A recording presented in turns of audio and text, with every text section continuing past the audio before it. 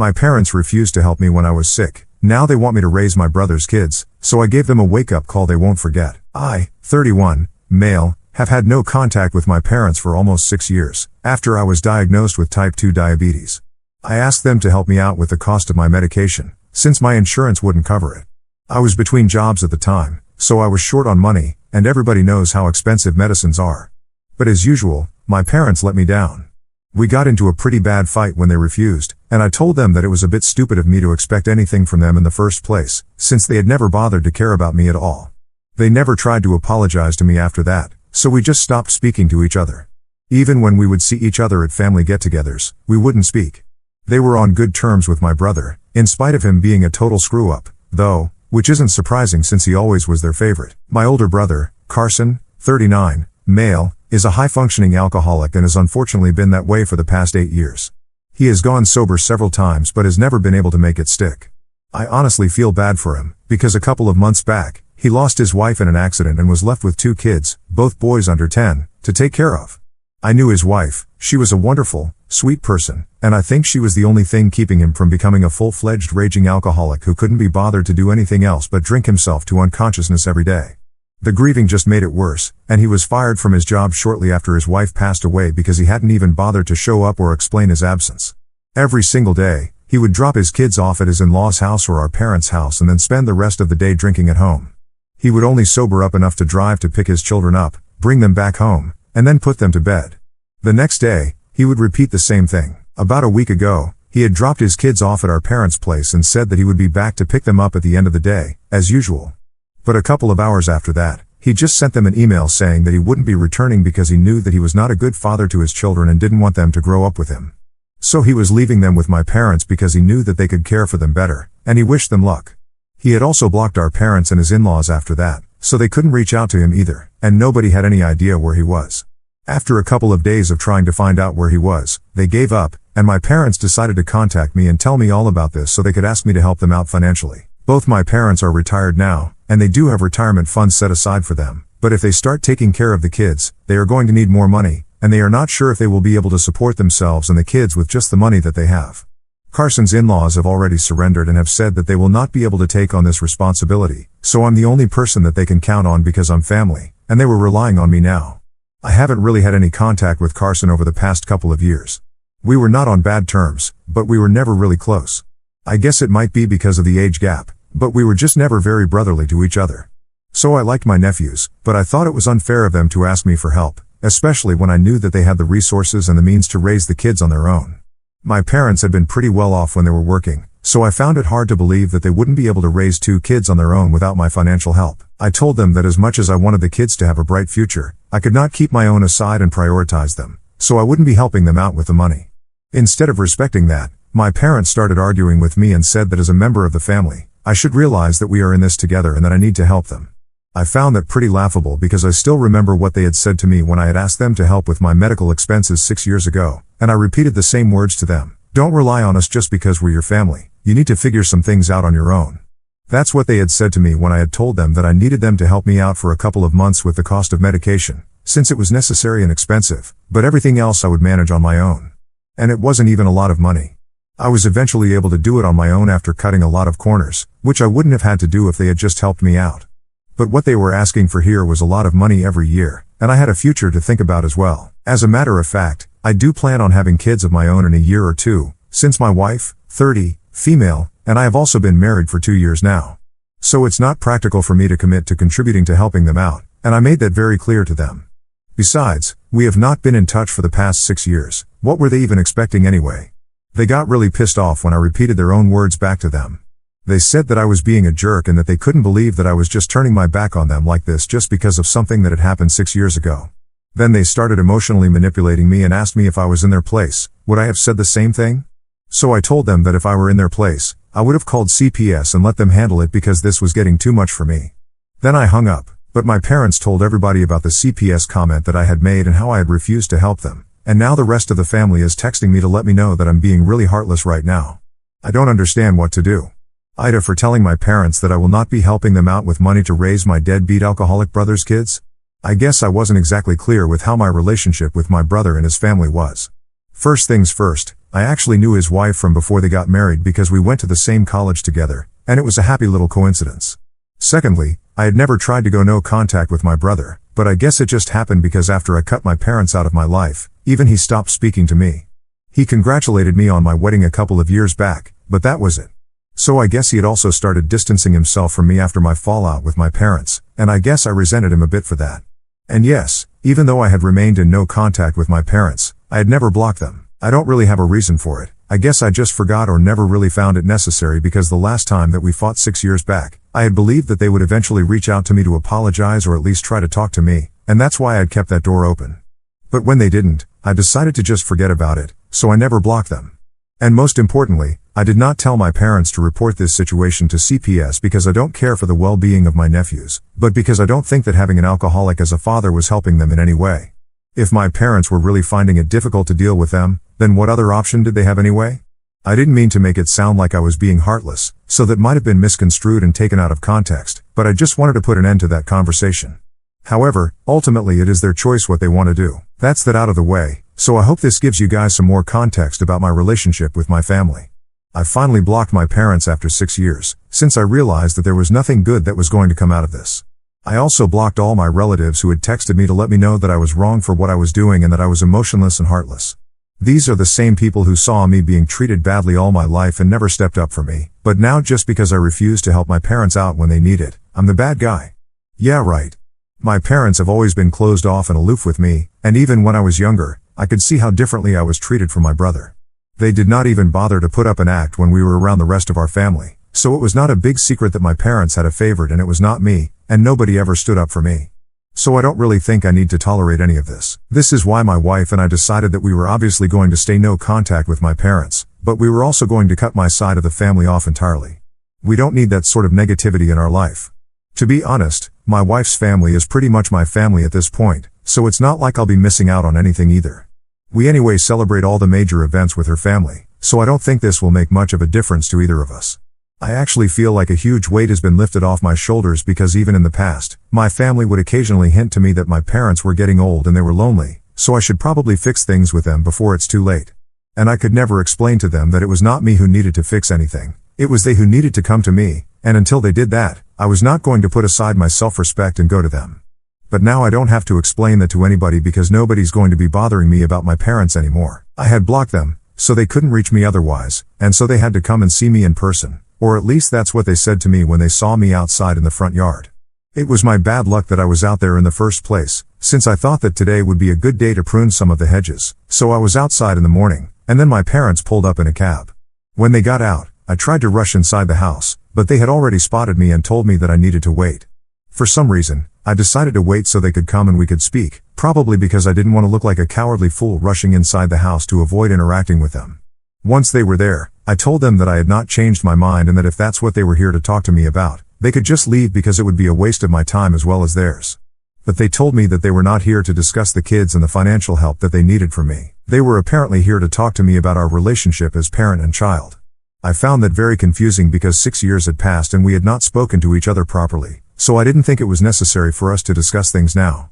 But I still let them speak because I wanted to see where they were going with this. To my surprise, they actually acknowledged the fact that they had never treated me fairly and had been very cruel to me by not even trying to be there for me when I was struggling with money. They said that they were really apologetic for the way that they had treated me, but it was just that they had never expected to have a second child and told me that I was more or less of an accident, so to speak. They went on to explain that because of me and my mother's unexpected second pregnancy, they had to put their plans on hold indefinitely and eventually ended up not being able to accomplish anything that they had set out to do in the first place. Apparently, their plan in the long run had been to settle into a more traditional lifestyle where my father would be working, my mother would become a stay-at-home mom, and my dad planned on quitting his job and starting his own business. My mother wanted to stay at home and take care of my brother, but when my mom got pregnant for a second time, they did the math and realized that it would be impossible to sustain this kind of lifestyle on just one income. If my dad tried to quit his job at that time, it would be even more troublesome for our family. New businesses take time to break even, and he couldn't take that sort of financial risk. And even though they were not happy about it, they still decided to have me and put their plans on hold. But with time, they just started finding more and more excuses not to do what they had initially set out to, and they didn't even realize it, but at some point they had started subconsciously resenting me for it. And that's why they had always acted like that with me. But now they were here to finally give me an explanation as to why they had never been there for me as a kid and why I was treated differently, and to ask for forgiveness for that as well. It was a lot of information to take in, so I literally had to sit down on the porch steps because I was finding it hard to process all of it at once. Considering the way I was treated my entire life, it did not come as a surprise to me that I was unwanted and unplanned.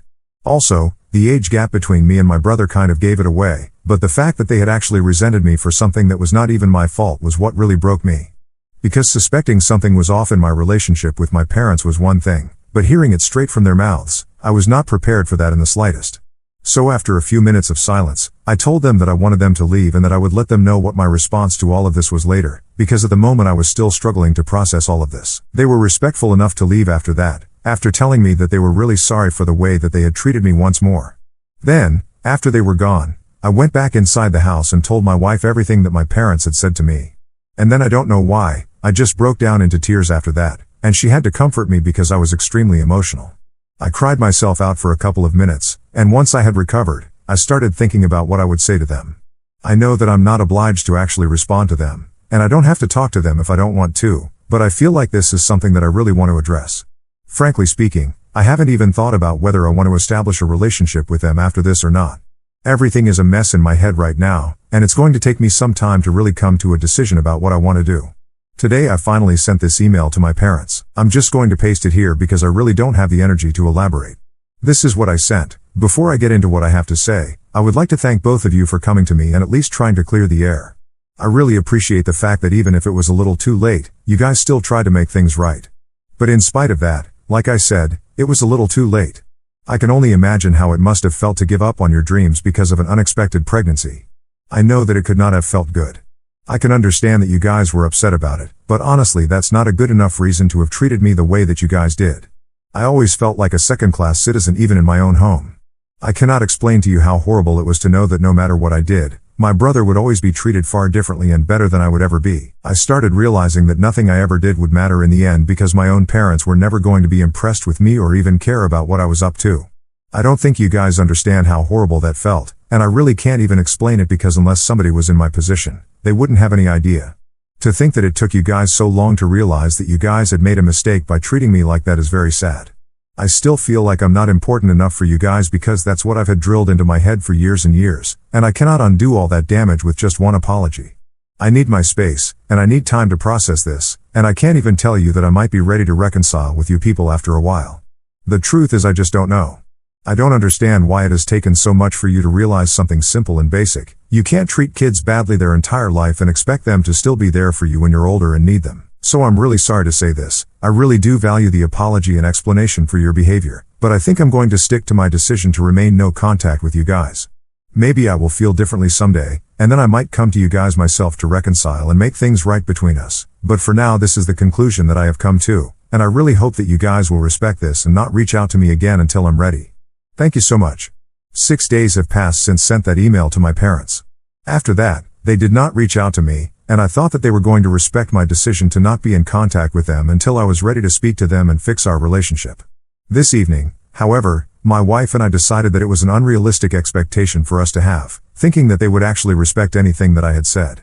Both of us had just come back home from work and were freshening up when the doorbell started ringing incessantly. When I went to check who it was, I realized that my parents were standing outside, and both of them looked very annoyed. So I opened the door, and I told them that I was not ready to talk to them yet, and I think I made it sufficiently clear in the email itself. But my dad said that they had read the email several times over the course of the past couple of days, and they thought that I was overreacting and that it was really not that big of a deal, and that by now I should have come to terms with this. They said that they had apologized to me in the hopes that maybe I would soften up towards them and try to understand their struggles as well, but instead I only seemed to care about myself and how I had felt. My mother accused me of not even caring about all the sacrifices that they had made, since my dad had spent his entire life working for somebody else when all he had really wanted to do when he was younger was build something of his own. But he had let that opportunity go and let the time pass him by because of me, and even she had made a lot of sacrifices for me and my brother. And while at least Carson had an excuse, he had just lost his wife, which is why he couldn't be there for his family. I didn't even have that sort of excuse. They claimed that I was being self-centered by not taking into account all that they had given up for me, and I was still acting like I was the only victim in the situation without thinking about what they were going through. Then my dad said that the email had been ridiculous, and they had thought about it for a while, but that they couldn't respect this idiotic decision of mine any longer. They were here to sort things out with me once and for all. It was a really weird approach to take, to be honest, since if they really wanted to sort things out with me as they claimed, they should have taken a different tone with me. But they were getting really aggressive, and I didn't like that. Also, I had just come back home from work, so I was very exhausted and cranky, so I kind of burst out at them. I told them that they were the ones who were being idiots, because if they really thought that one half-hearted apology was going to make up for everything that they had put me through my entire life, they were wrong. I told them that I owe them absolutely nothing since they had never treated me with any sort of respect. I also reminded them that I had been very polite to them in my email and even said that if they respected my decision to not talk to them just yet, then I might have found it a bit easier to reconcile with them in the future after I had processed this on my own time. And they don't get to dictate whether the way I'm reacting to something is an overreaction or not, so if I think I don't want to speak to them at the moment, I'm not going to do that, and they can't force me to. My dad tried to interrupt me, but I just screamed at him and shut him down, telling them both that I would call the cops if they didn't clear out. After cursing at me for a bit, they finally left, and I went back inside to tell my wife about the conversation that we had just had. I was fuming and ranting to her, and after I was done, she told me that she should have seen this coming.